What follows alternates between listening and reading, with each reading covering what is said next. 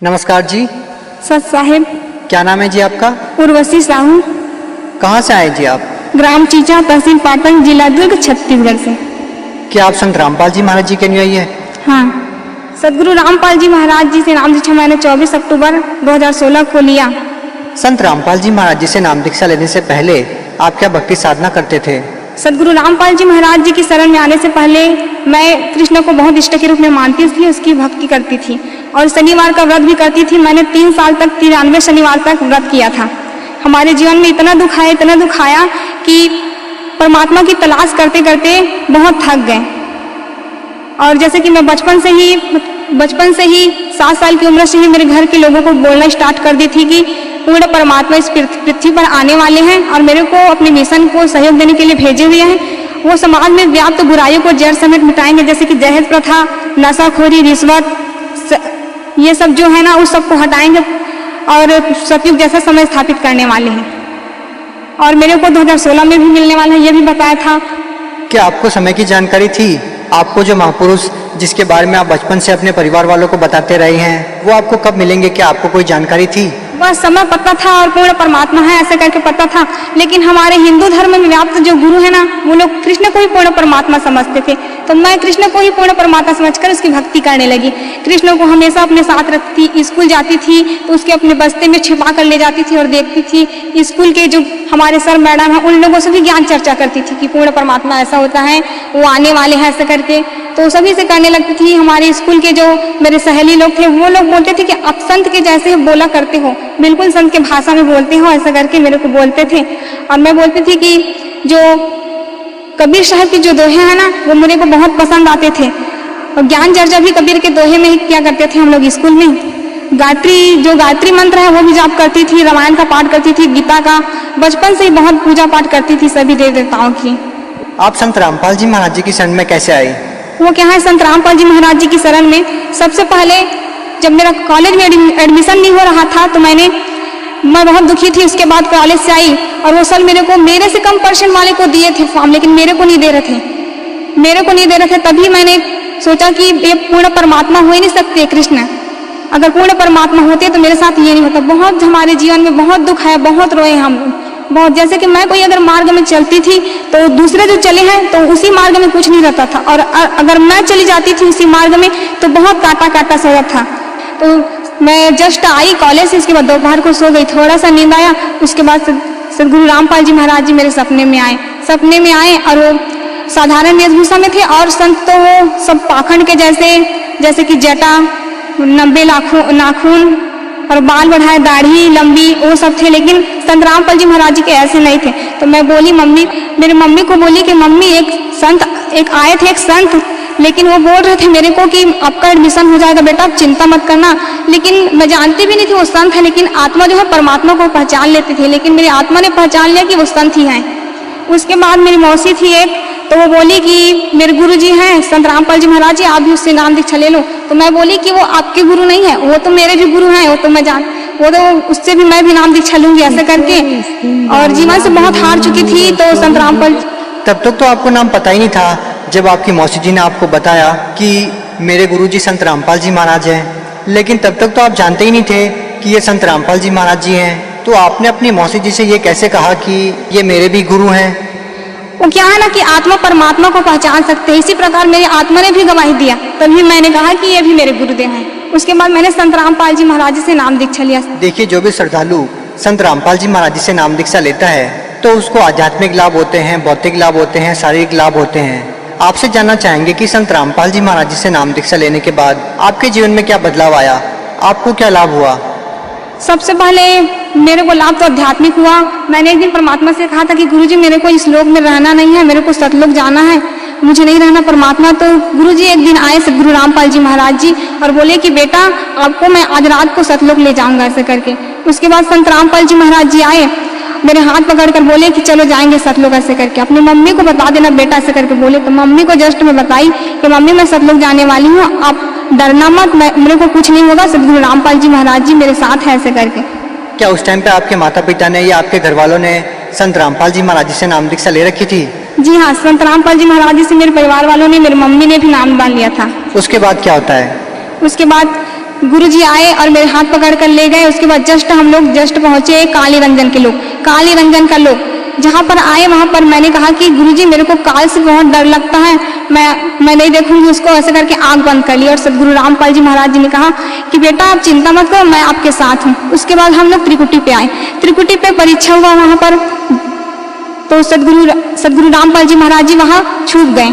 उसके बाद जो बहुत सारे देवी देवता है ना, अपने अपने लोगों का प्रलोभन लेकर मेरे पास आए। बहुत बाजार जैसा था वहाँ पर, बहुत सारे प्रलोभन दे रहे थे मेरे को कि आपको ये पद दूंगा ऐसा करके। लेकिन मैंने कहा कि नहीं, मेरे को कुछ भी नहीं चाहिए। बहुत रोई मैं, बहुत रोई, नहीं मेरे को नहीं चाहिए, मेरे को तो पूर्ण परमात्मा चाहिए, मेरे सदगुरु रामपाल जी महाराज जी चाहिए। उसके बाद सदगुरु रामपाल जी महाराज जी को मैंने बहुत ढूंढा। उसके बाद एक कोने में सदगुरु रामपाल जी महाराज जी मेरे को दिखे। उसके बाद दौड़ते दौड़ते गई और परमात्मा को रोते रोते गले से लगा ली कि गुरुजी आप मेरे को चाहिए, बस दुनिया की कोई चीज नहीं चाहिए, परमात्मा बस मैं आपको चाहती हूँ और कुछ भी नहीं चाहिए मेरे को। उसके बाद सदगुरु रामपाल जी महाराज जी ने मेरे को उठाकर कहा कि बेटा ऐसा ही तो चाहता हूँ, मैं चाहता हूँ कि हंस में ऐसा ही गुण हो। सतलुग जाते समय परमात्मा ने मेरे में पूरा शील, संतोष, विवेक, क्षमा, जो सतलुग जाने का जो गुण होता है ना व्यक्ति में, वही पूरा स्थापित कर दिए थे। उसके बाद सदगुरु रामपाल जी महाराज जी ने कहा कि बेटा कोई बात नहीं, मैं ही कबीर परमात्मा, पूर्ण परमात्मा सदगुरु रामपाल जी महाराज जी के रूप में आया हूँ बेटा, लेकिन संसार के लोग मुझे नहीं समझ रहे हैं। कोई बात नहीं, इंसान में इतना अहंकार घर कर गया है कि मेरे को समझना ही नहीं चाहता है। मैं ही पूर्ण परमात्मा सदगुरु रामपाल जी महाराज के रूप में आया हूँ, जिसने असंख्य ब्रह्मांड की रचना की है। और मेरे बिना इंसान एक तिनका भी नहीं उठा सकते, लेकिन इतना अहंकार है कि इंसान मुझको समझना ही नहीं चाहता है। लेकिन कोई बात नहीं बेटा, बहुत जल्द सतयुग जैसा समय स्थापित होकर ही रहेगा। मैं चाहूँ तो पल भर में मंत्री सभी की बुद्धि को बदल सकता हूँ, लेकिन मेरा कुछ मिशन है बेटा और लीला करने वाला हूँ। उसके बाद मैं बहुत जल्द सतयुग जैसा समय स्थापित करूंगा। उसके बाद गुरुजी ना मेरे को सतयुग जैसा समय है उसमें ले गए। तो मैं बोली कि गुरुजी ऐसा ऐसा होगा बेटा, देखो ऐसा करके पूरा भविष्य में ले गए। तो मैं गुरुजी से बोली कि गुरुजी हम लोग जाएंगे वहीं पर, चलो ना रहेंगे ऐसा करके। तो सदगुरु रामपाल जी महाराज जी ने कहा कि बेटा हाँ बहुत जल्द रहने वाले ना, आप चिंता ना करो। उसके बाद आप कहाँ जाते हैं? पहले गुरुजी मेरे को ब्रह्मा विष्णु महेश के लोक में ले गए। उसके बाद काली रंजन का जो गुप्त लोक रहता है ना महासी रूप में, वहीं पर ले गए। उसके बाद वहां गए, उसके बाद देखिए कि बहुत बड़ा शिवलिंग था वहां पर। उसके बाद वहां प्रवेश करते ही जस्ट इतना बेकार धुन था वहां का, बहुत ही खराब था, मेरा सर दर्द होने लगा। तभी मैंने गुरुजी से कहा कि गुरुजी ये क्या है ऐसे करके। तो सदगुरु रामपाल जी महाराज जी ने कहा कि बेटा ये तो शिव का लोक है जहाँ गुप्त रूप में रहते हैं काली रंजन। तो मैंने कहा सदगुरु रामपाल जी महाराज जी से कि गुरुजी मुझे इस लोक में नहीं रहना, इस लोक से बाहर चले जाएंगे, चलो ऐसे करके। तो सदगुरु रामपाल जी महाराज जी वहां से बाहर लेकर आए। तो जब भी उस लोक का याद आता है ना, तो वो धुन आते ही बहुत सिर दर्द होने लगता है, बहुत ही बेकार है उस लोक का धुन। उसके बाद हम लोग नर्क लोक में देखे। नर्क लोक में ना काली रंजन तपस्या में सभी जीवों को भूल रहे थे, गर्म तेल डाल रहे थे, बहुत गर्म खंभे पे बांधकर सभी जीवों को उसका जो बुरे कर्म का फल दे रहे थे। और सदगुरु रामपाल जी महाराज ने कहा कि देखो बेटा ये लोग मेरी भक्ति नहीं किए, इसीलिए तो इसका ये हाल है, लेकिन अगर मेरे को ये अभी भी मेरे को पुकारेंगे तो मैं तुरंत दौड़ा चलाऊंगा। परमात्मा जी पर थे, मैं देखी। उसके बाद मैंने कहा कि सदगुरु रामपाल जी महाराज जी ये लोग तो अपना मनुष्य जीवन ही बेकार कर गए, परमात्मा आपको नहीं पहचाने ऐसे कर। तो परमात्मा बोले कि कोई बात नहीं बेटा, धीरे धीरे सभी समझ जाएंगे मेरे को ऐसे करके। उसके बाद कहाँ जाते हैं आप? उसके बाद हम लोग अंदर प्रवेश किए तो पूरा अंदर कहाँ? सतलोक के अंदर प्रवेश किया। उसके बाद सदगुरु रामपाल जी महाराज जी ने गरीबदास जी, स्वामी राम देवानंद जी महाराज और दादूदास जितने भी गए थे सतलोक, सभी संतों से मिलाया। वहाँ पर सत्संग के परमात्मा, इतना शांति, इतना बहुत अच्छा वातावरण था वहाँ का। यहाँ तो बिल्कुल भी नहीं है, बिल्कुल भी यहाँ कुछ भी नहीं है वैसे, वहाँ बहुत ही अच्छा वातावरण था। और क्या देखते हैं आप सतलोक में? अक्सर संत रामपाल जी महाराज जी के अन्यायी से बात होती है हमारी, जो सतलोक में जाकर के सतलोक का वर्णन करते हैं। आपने सतलोक में क्या क्या देखा? मैंने सतलोक में वहाँ पर बहुत सारे जो है जीव आत्माएं थी सतलोक में, उन लोगों से मिला। सदगुरु रामपाल जी महाराज जी ने कहा कि बेटा आपको कुछ खाना ऐसे करके। तो मैं बोली कि नहीं गुरुजी मेरे को कुछ भी नहीं चाहिए, बस आप मेरे साथ रहना हमेशा ऐसे करके बोली। उसके बाद वहाँ जो ना सेब संतरे वहाँ के पेड़ इतने लतफत थे, मैं देखकर बोली कि जमीन को टच करने वाले भी थे। तो बोली कि यहाँ का तो फल तो खराब होगा, जमीन से टच हुआ है तो ऐसा करके। तो वहाँ के हंस लोग जो थे वो लोग बोले कि नहीं ऐसा नहीं होता, सतलोक में कोई भी चीज खराब नहीं होता ऐसा करके बोले। उसके बाद आप क्या देखते हैं और क्या वर्णन करना चाहेंगे आप? वहाँ पर हमने दूधों की नदियाँ देखी, बहुत अच्छे गार्डन थे, यहाँ ऐसा है ही नहीं। अच्छा देखिए, हम इस संसार में देखते हैं कि बहुत सारे जीव जंतु हैं जो तड़प रहे हैं, बहुत सारी ऐसी चीजें देखते हैं, आपसी लड़ाई देखते हैं, आपसी राग द्वेष देखते हैं, किसी की बड़ी बिल्डिंग देखते हैं, किसी की छोटी बिल्डिंग देखते हैं। इस प्रकार की बातें भी क्या आपको सतलोक में देखने को मिली? नहीं, ऐसा नहीं, वहाँ सभी समान दृष्टिकोण से हैं। देखिए, आपने अपनी माता जी को बताया कि संत रामपाल जी महाराज मुझे सतलोक लेके जाएंगे, आप चिंता मत करना। कितने दिन तक आप इन लोगों की सैर करते रहते हैं और कब आप अपने शरीर में आते हैं? इसके दौरान भी आपने कुछ देखा हो तो आप हमें बताइए। उसके बाद जब मैं सतलोक चली गई थी तो मेरे घर के लोग बोलते थे मेरी मम्मी को कि ये क्या हो गया, ये कुछ भी नहीं कर रही है, बोल भी नहीं रही है, हम लोगों से बात नहीं कर रही, क्या हो गया इसको भूत प्रेत पकड़ ली है क्या, ऐसे करके बोलती थी। जो जगत थे ना आधे लोग, वो लोग बोलते थे। तो मेरी मम्मी बोली कि नहीं, सदगुरु रामपाल जी महाराज जी इसको सतलोक लेकर गए हैं, आप लोग चिंता मत करना, ऐसे करके। कितने दिन तक आपका शरीर पड़ा रहा ऐसे? 3 दिनों के लिए ले गए थे मेरे को सतलोक। क्या 3 दिन तक आपका शरीर अचेत पड़ा रहा आपके घर पे?